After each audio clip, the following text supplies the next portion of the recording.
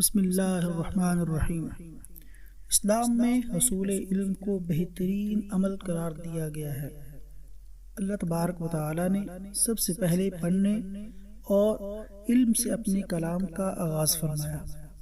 رسول اللہ صلی اللہ علیہ وسلم اپنے ماننے والوں کو ہمیشہ علم حاصل کرنے کی ترغیب دیتے۔ آپ کی دعا تھی، اللہم انفعنی بما علمتنی وعلمنی ما ینفعنی وزدنی علما، کہ اے اللہ مجھے نفع مند علم عطا فرما اور ایسا علم عطا فرما جو میرے لیے نفع مند ہو اور میرے علم میں اضافہ فرما۔ آپ صلی اللہ علیہ وسلم نے حصول علم کے رستے پر چلنے والے کے لیے فرمایا کہ اللہ تبارک و تعالی اس کے لیے جنت کے راستے کو آسان کر دیتے ہیں۔ من سلک طریقا یلتمس فیہ علما سہل اللہ لہ بہ طریقا الی الجنہ، کہ جو انسان حصول علم کے راستے میں چل پڑتا ہے تو اللہ تبارک و تعالی اس کے لیے جنت کے راستے کو آسان کر دیتے ہیں۔ اور مجالس علم کو جنت کے باغات سے تعبیر کیا گیا ہے۔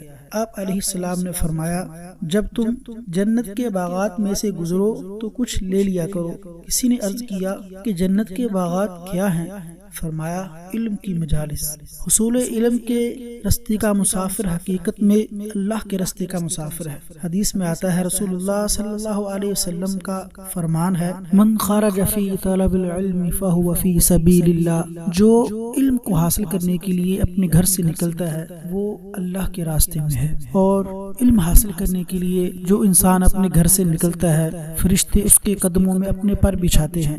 رسول اللہ صلی اللہ علیہ وسلم نے فرمایا کہ جو انسان باوضو ہو کر اپنے گھر سے نکلتا ہے، ان الملائکۃ لتضع اجنحتها لطالب العلم رضا بما یطلب، تو اللہ تبارک و تعالی کے فرشتے اپنے پروں کو اس آدمی کے قدموں کے نیچے بچھا دیتے ہیں، کیونکہ وہ اللہ کی رضا کے لیے علم کو حاصل کرنے کے لیے اپنے گھر سے نکلا ہے۔